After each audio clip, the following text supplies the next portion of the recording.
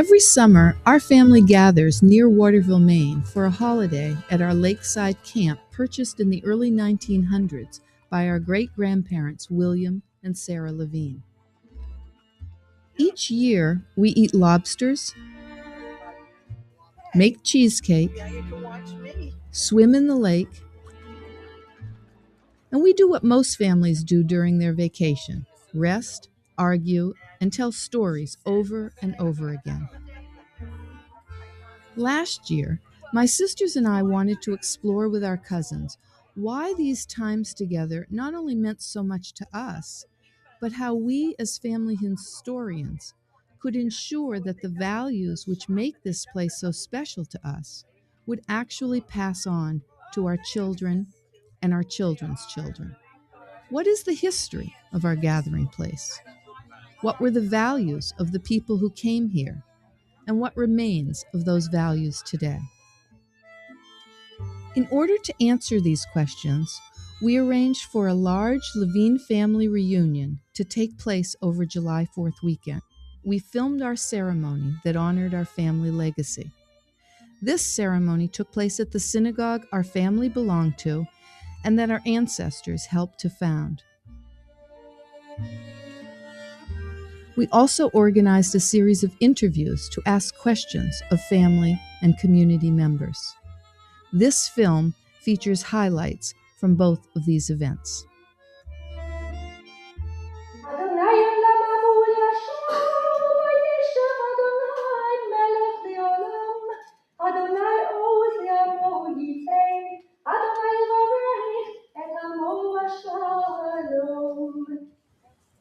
I want to thank you, Cantor Marlowe. First off, let me just say that when you see me here speaking tonight, it really is all three of us as sisters talking. And secondly, we've tried to give voice to more than just ourselves. We've come to recognize that we grew up with some amazing models in our family, and some of the female role models were often taken for granted or diminished, perhaps due to the times, perhaps due to the more public eye of their husbands or the stores or the businesses or the work life. But one important voice that we hope to represent tonight is that of the women in this family, that their voices be visible and understood, never forgetting the men, but being inclusive so that we get to understand the whole story. Our evening program is called Honor of Honoring Family and Community. So what is family? Family is made through birth, through adoption, and through marriage. It's made through support, and it's made through caring. What is a synagogue? It's a place to house family in community. Out of the 7 founding members of this synagogue who were committed to helping one another develop this town and this community, 4 of them were part of the William and Sarah Levine legacy. Tonight, we will be focusing on honoring only one branch of those founding families. These are the direct descendants of William and Sarah Levine, our great-grandparents. There are many others here who are related, and over the course of the weekend, I hope these connections and their relationships unfold for you as they have for us, as we planned this event over the past year. Okay, go on. Romans on that side who are not They're Gordon and Mert. intermarried. Wendy, That's right. I'm tired now. No, but we it's now do. 10 o'clock. Sarah, We haven't eaten Bessie, the cookies yet, and you're busy with the Shmulyenkos Or- now. I What? still don't understand where Rachel comes in. Rachel is you're down a Louis generation. Lester's- You're down a Half generation. sister? She went Rachel across. is Louis Lester's mother. Louis Lester's mother. Got it. So that now So there's clarified more. something. That's right. The Mert's Walmans, got to be a fine Shiros, Walmans, Shiros. Shiros, Levine. Levines were busy intermarrying. Karma, here we are. Here we stand. Okay. We're done. The Levines were truly rich in intimacy, a gift and a skill I believe we've been given from our Levine heritage. When my sisters and I grew up in the 50s and 60s in Waterville, we thought that there were 2 kinds of people, family, and everyone else. And we grew up with a lot of people in both of those categories, but many, many people in the category of family. If you were Jewish in this town, you were family.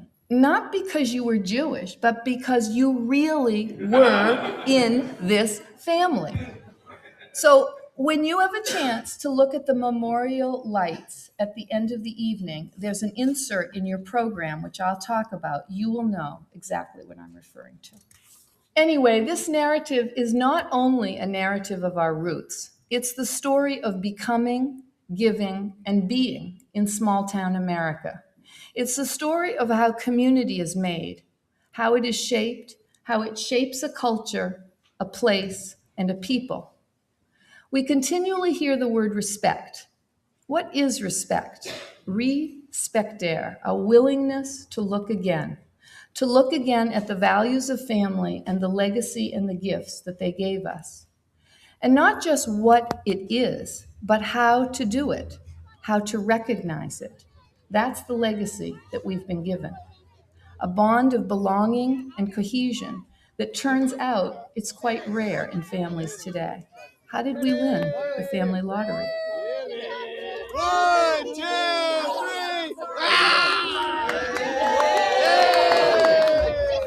Now, the very best way to get that information is with our first speaker, my cousin Eric Bloom.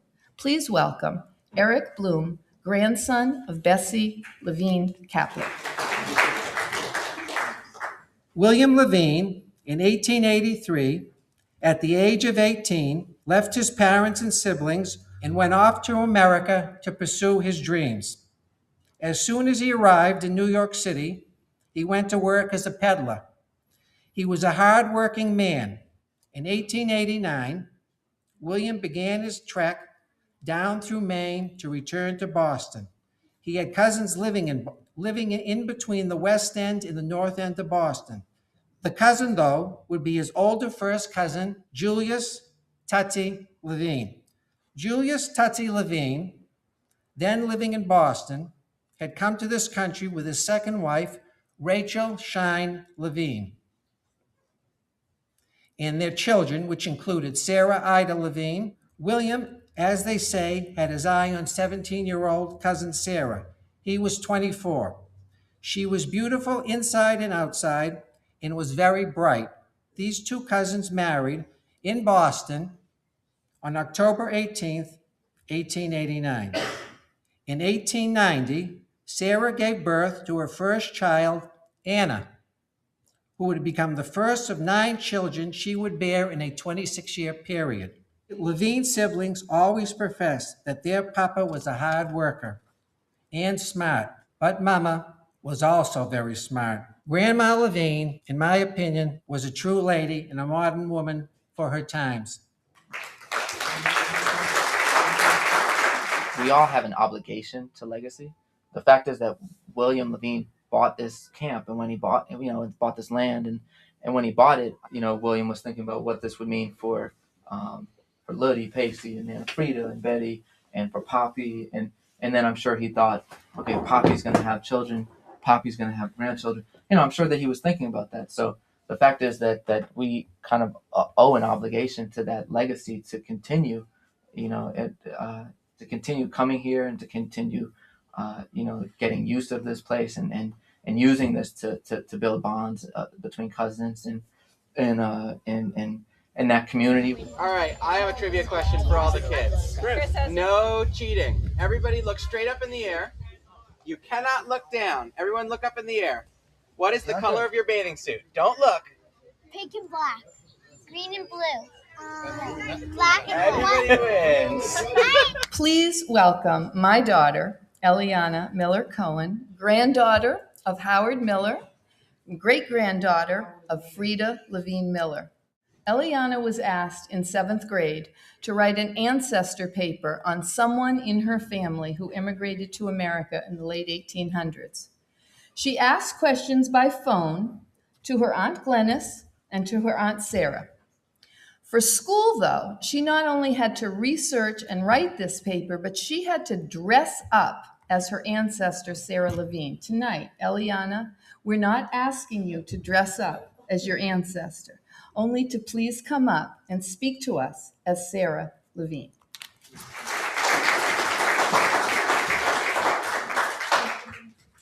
I am Eliana's great-great-grandmother.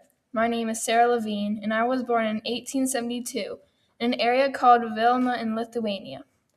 Sometimes it was Poland and sometimes it was Russia.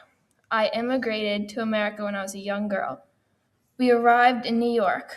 I lived in Boston in a Jewish shtetl. Shtetl is a Yiddish word meaning a little town.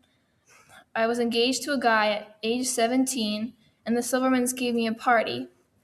At the party, I was waiting for my cousin Will, who hadn't come yet.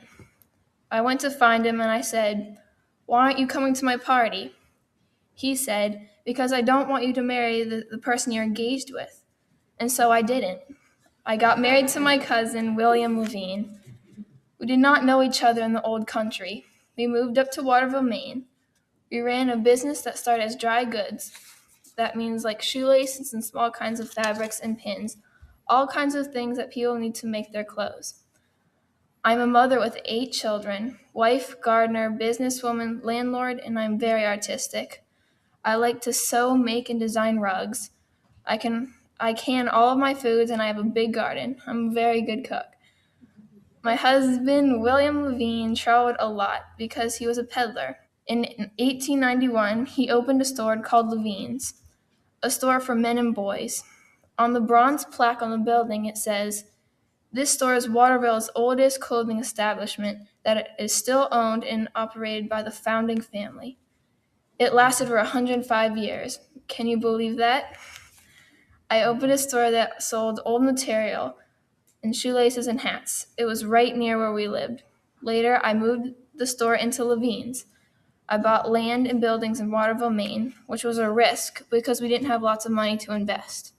I bought the buildings for renting, so my occupation became not only a clothing buyer but also a landlord. In 1932 or 1933, my tenants couldn't pay their rent, but I brought food to everyone. I would walk along the streets and say, "How do?" I was well-liked and generous. The president at Colby once stopped me when I was walking on Main Street, and he said, "Mrs. Levine, how do you account for having such wonderful children?" I don't remember what I answered him, but he was right. I do have wonderful children. I wear my hair up in a bun on the back of my head, and I was dressed in long sleeves and high necks. Women then never showed their body. I always wear beautiful shoes, and I love lilacs. Thanks. So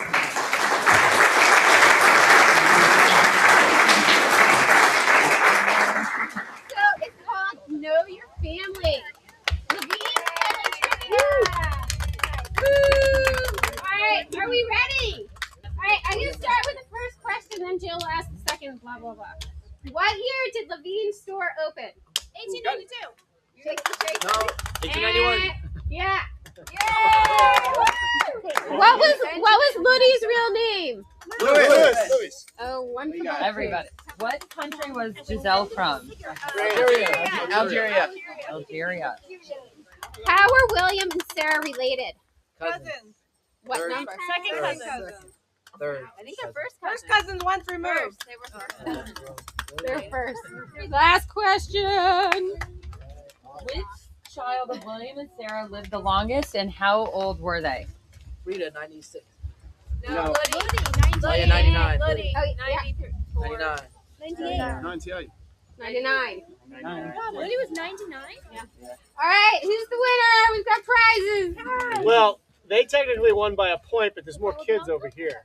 Sounds like a tie. Kids, Winner. Go over, join that team quickly. All right, children. They won. Come on, children. Come get your prizes.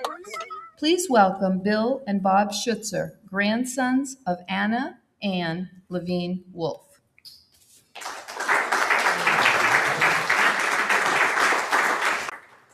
Shortly after the turn of the 20th century, in the days of the horse and wagon and the itinerant peddler, 7 Jewish men settled in Waterville.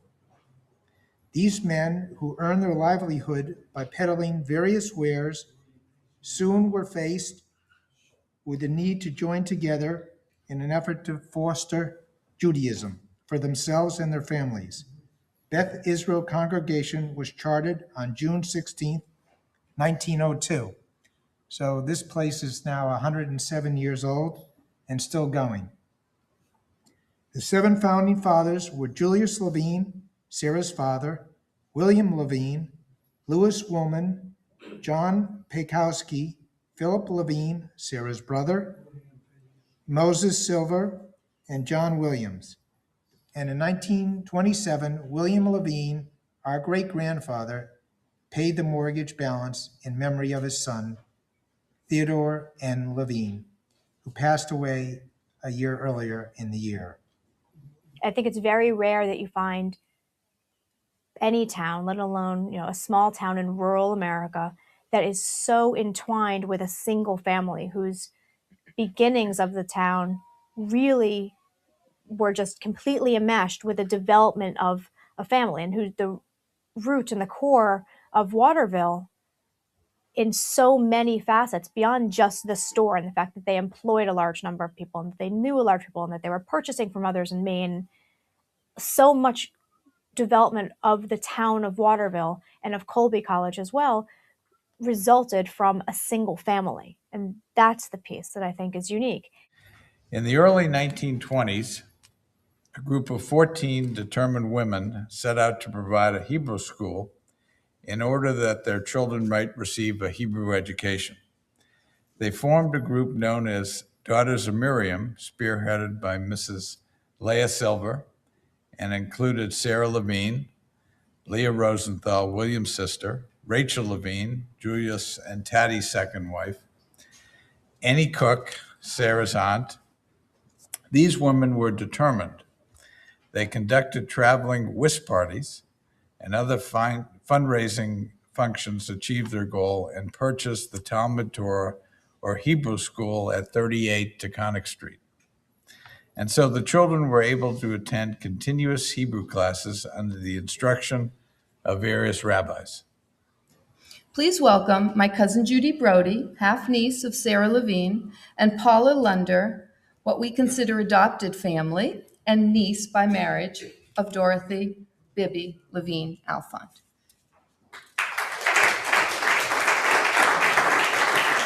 Having grown up in Waterville as the daughter of Celia and Louis Lester Levine, I remember vividly my mother telling me more than once that never a day went by that she did not speak on the telephone with her best beloved friend, Frieda. She was her lifelong friend. As Frieda aged, she took great pride in the fact that her daughter-in-law, Giselle Miller, continued her leadership role in work with the synagogue and was passionate in her devotion to B'nai B'rith. I grew up, moved away, but returned to this synagogue and had, I believe, the very first wedding here with Rabbi Steinberg officiating. In fact, that took place 48 years ago today. Once we were established and had children, I found myself drawn to other young Jewish women who lived here. We were all concerned about providing our children with some Jewish identity. We were fortunate to have wonderful role models. But the leader of these for many of us, and certainly for me, was Giselle. She had a vital commitment to her Jewish heritage. And with others of her generation, including her beloved Aunt Bibby and friends Mert, Phyllis, Marcia, and Myra, to name just a few, taught and encouraged us to carry on the important work of maintaining the synagogue, making the latkes properly for the Hanukkah parties, no mix allowed here. We peeled and grated according to Giselle's laws. Perhaps without realizing it, we were following the lines in the Shema, the prayer so familiar to us. You shall love the Lord your God with all your heart and with all your soul and with all your might. And these words which I command you today shall be in your heart. You shall teach them diligently to your children. Beautiful. Now, who would want to follow Judy? It's not easy. I think the other thing for me too is the possessive, the use of the word my Billy, my Teddy. Oh my God, I'd Sarah never heard that before. It was so extensive. It was like a web, but a good web, like Charlotte's Web, more of it, like Scorpion or something. But everyone's name was preceded by my. the possessive my, and it could be a first cousin twice removed. It could My be a Sarah long Lee, lost- my Right. Sarah Lee, and it was my Glennis and my this or which my. made it that much harder to figure out because you didn't really know what my meant. Almost 50 years ago, Peter and I drove to Waterville to begin our life together. He described the community and some of the families who would figure prominently in our lives as we drove. And by the time we arrived, they had 3 groups in place: the Sisterhood, the Theodore Levine chapter of B'nai B'rith, and Hadassah. And all had been established and supported by the same women that were also supporting the events surrounding the synagogue. We were taught that it was very important in our lives for our religion and our community, for the founders were always trying to let all in our area learn about the Jewish religion by our words and our deeds. So while assimilating into the life of a small Maine town, they held fast to the teachings of the religion in their beloved Beth Israel Synagogue. All in the small congregation took part in this effort, but there always needed to be a leader. That role naturally fell to Giselle Miller. While all of us helped, she was the force that gave us direction and knew just what needed to be done. Giselle served in this role from the time the building was dedicated until her untimely death. When first arriving in Waterville, Giselle and Howard lived with Frieda, Luddy, and Pacey in the big house. And it was there she learned the importance of the Jewish community, just as she had with her own family. So this was an integral part of her life as a wife, a mother, a daughter-in-law. I will forever be grateful to Bibi, Giselle, and Frieda for their love and showing me the way. And I also thank her children and grandchildren for honoring all that represents our life and times in Waterville, Maine, and as part of the Beth Israel Synagogue. Our family no longer lives in Waterville, but our life in Waterville is forever in our hearts. Thank you.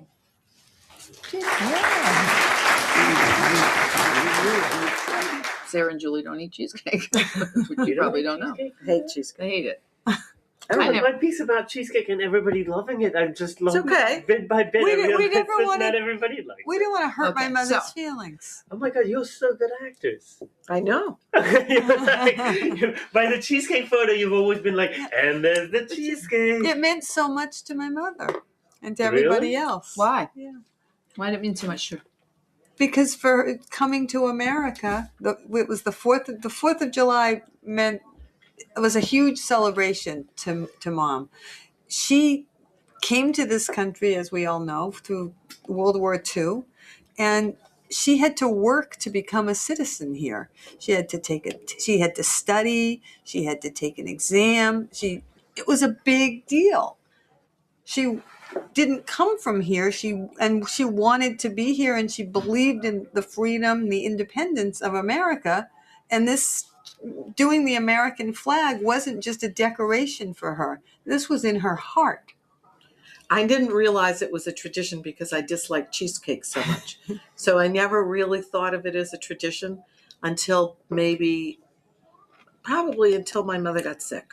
I just didn't notice it until once she announced that she was sick. Then I started to realize that that was part of the 4th of July.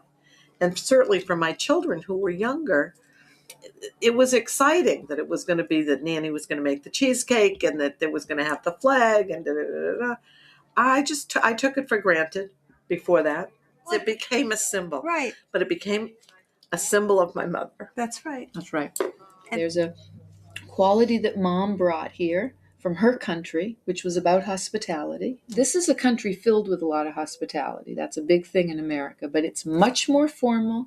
It has many more rules, whereas Mom's level of hospitality from North Africa and the Middle East is very much about inclusion, respect, loyalty, and belonging. And that seems to be part of what the Levine legacy is about. Certainly. And she, I think, not only married him, but she carried it.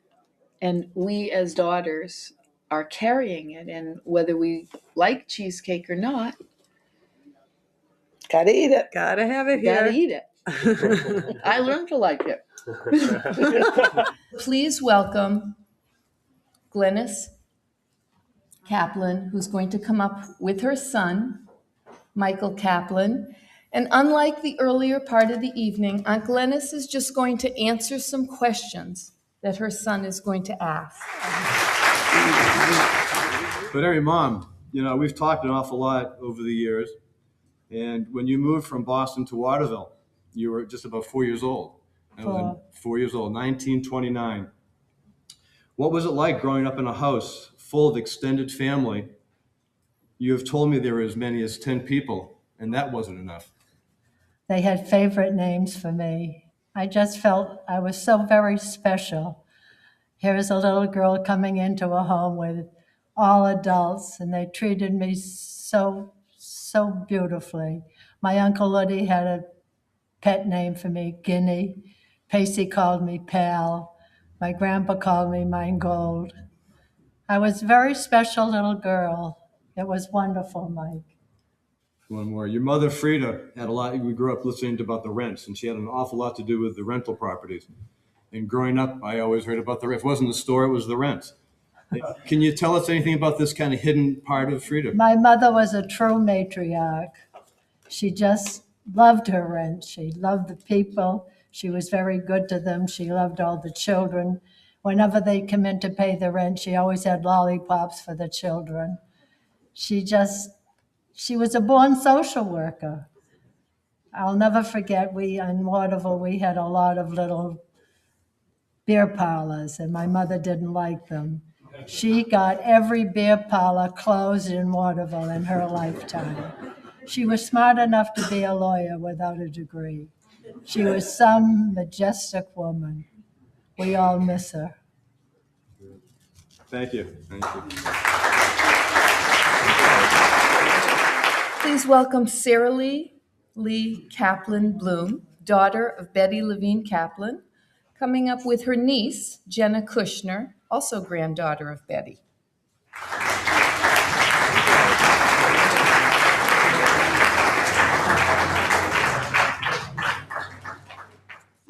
So when I looked on the family website, there was information and stories that Eric had put up that you and Nanaki talked about, and a lot of them were of your time that you spent up in Maine with family. Did you feel like you were shipped off, or did you love it? And tell us a little bit about what your visits were like and what you loved most. And I never felt I was shipped. I just loved coming to Waterville. And when people would say to me, "Where do you come from?" I say, "Boston and Maine." I was like the B&M Railroad.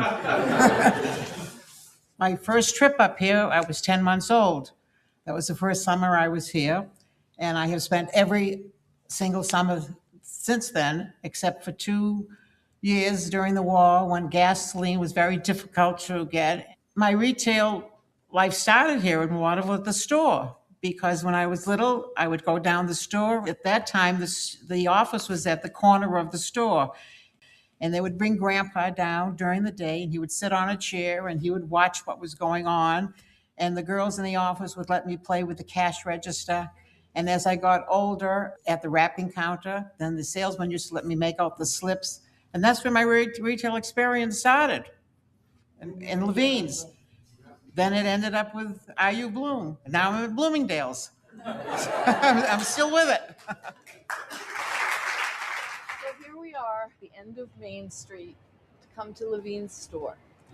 A store that was started by William Levine, our great-grandfather, and his wife Sarah Levine, our great-grandmother, run by Luddy and Pacey Levine with our dad, Howard Miller, who worked here from the time he was 11 years old. Doesn't look the same, Jewel, huh? No, it certainly doesn't look the same, but it is the store on Main Street. I used to come in here and stand as a mannequin like this and dress up and see if people walking down the street would know that I wasn't a mannequin. The store with the windows were very, very important. They were meticulously done by our father, Howard Miller. And the people worked with him. Yes, and some of the people that worked with him on Tuesday nights. I do Tuesday remember nights. that. Every Tuesday night, he Right. was here doing the windows. The store was like one of the major gathering spots, not just for our family. When all of us would come back to Maine, no matter where you went, you came to the store first, because that's when you'd see Uncle Luddy, Uncle Pacey, Dad, Nana Frieda was here, my mother was here. So for us, This coming was home. home was home. This was home. This was community. This was the state of Maine. What has kind of motivated us to, in some ways, return to this part of our life is that it seems that we don't have as many ways to have community anymore. To have your family business not just be your business, that where your dad goes to work, but a gathering spot. First of all, you see this all the time in many kinds of immigrant families where the store or the restaurant is the gathering spot for the family. But it was so much bigger than that, because it was not just that for us. It was that for many, many people. And not just family. And It not was just family. it was this for the community. This was the gathering place. This was the community. Let's see your Levines.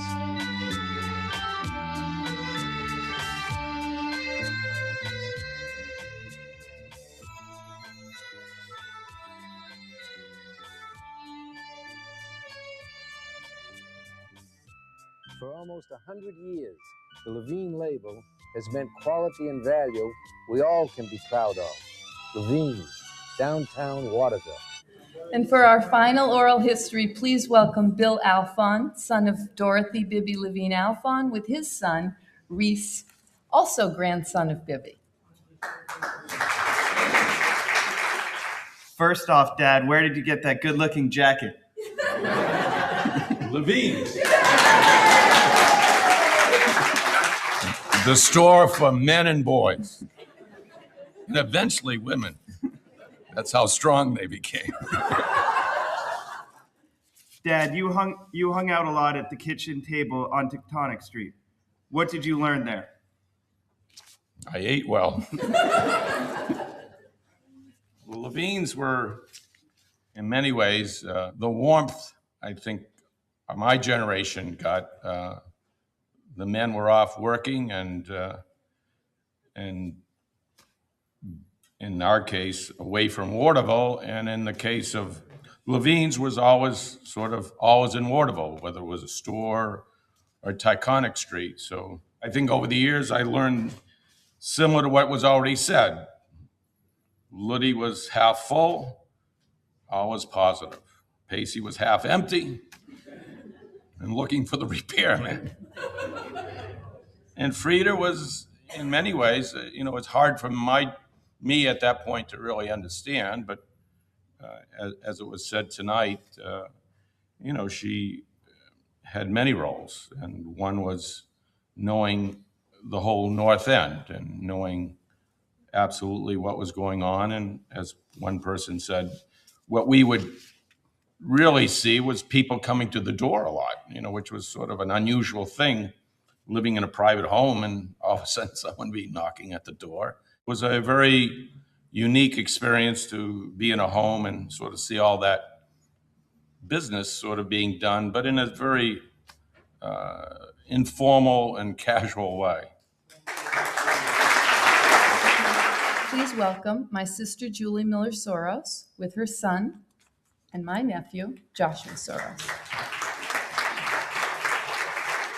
It is our tradition to continue the legacy, naming a newborn child after a loved one who has passed.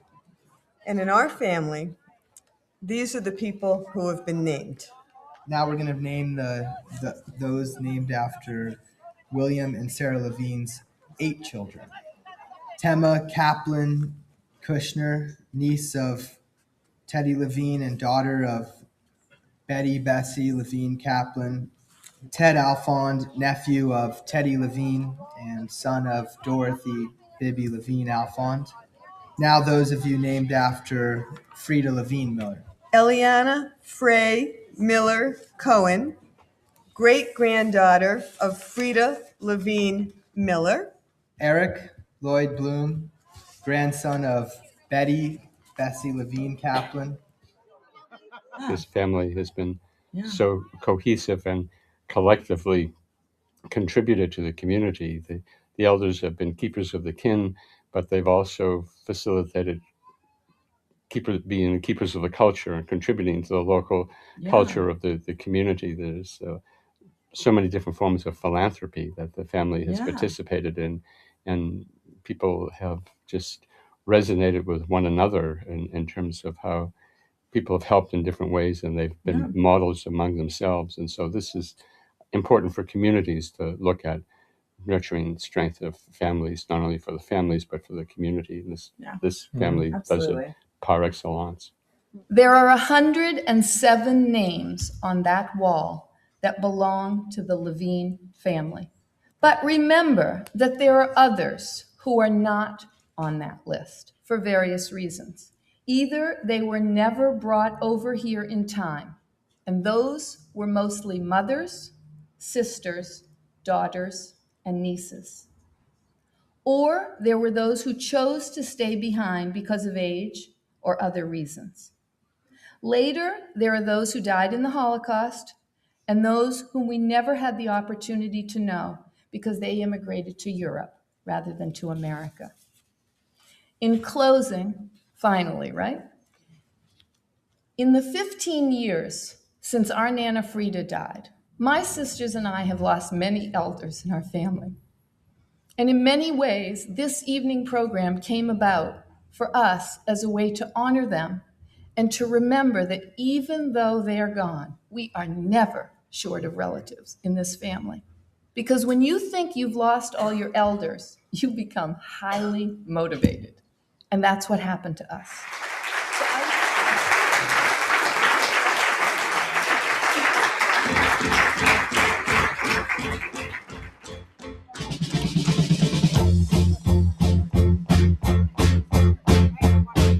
I think it's gorgeous. That's a good photo op. Every single family member in front of the cheesecake? I don't know. Come on.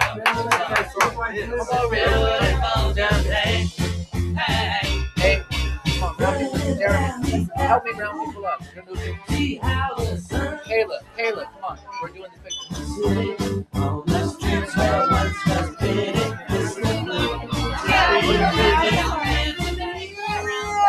Close together.